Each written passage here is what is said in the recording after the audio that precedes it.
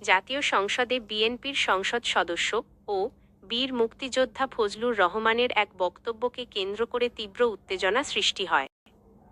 মুক্তিযোদ্ধা ও শহীদ পরিবারের সদস্যদের জামায়াতে ইসলামীতে যুক্ত হওয়া নিয়ে তার মন্তব্য ঘিরে সংসদ কক্ষে বিরোধী ও সরকারি দুই পক্ষের সদস্যদের মধ্যে হট্টগোল শুরু হয়, যার ফলে প্রায় 10 মিনিট কার্যক্রম ব্যাহত হয়।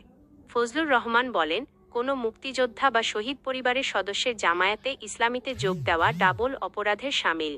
এই বক্তব্যকে কেন্দ্র করে বিরোধী দল তীব্র প্রতিবাদ জানায় এবং তাৎক্ষণিকভাবে সংসদে উত্তপ্ত পরিস্থিতি তৈরি হয়। একই সময় সরকারি দলের কিছু সদস্য পাল্টা প্রতিক্রিয়া জানান, ফলে পরিস্থিতি আরও জটিল হয়ে ওঠে।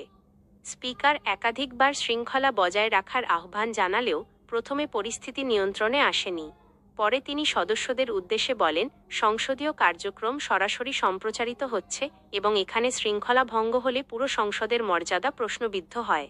ঘটনার পর রাজনৈতিক বিশ্লেষণে দেখা যায়, বিষয়টি শুধু একটি বক্তব্যের প্রতিক্রিয়া নয়, বরং মুক্তিযুদ্ধের ইতিহাস, রাজনৈতিক পরিচয় এবং আদর্শগত অবস্থানের দীর্ঘস্থায়ী টানাপোড়েনের প্রতিফলন।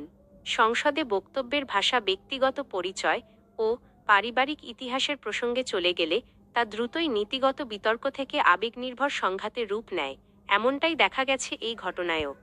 অন্যদিকে বিরোধী দলের নেতা শফিকুর রহমান অভিযোগ করেন, তার পরিচয় ও পারিবারিক ইতিহাসকে লক্ষ্য করে মন্তব্য করা হয়েছে, যা গ্রহণযোগ্য নয়।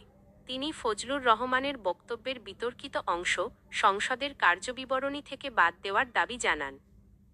শেষ পর্যন্ত স্পিকারের হস্তক্ষেপে পরিস্থিতি কিছুটা স্বাভাবিক হয়, তবে পুরো ঘটনাটি আবারও প্রশ্ন তুলেছে, বাংলাদেশের সংসদ কি নীতি নির্ধারণের জায়গা হিসেবে থাকছে, নাকি রাজনৈতিক পরিচয় ও ইতিহাসের প্রতিদ্বন্দ্বিতার মঞ্চে পরিণত হচ্ছে?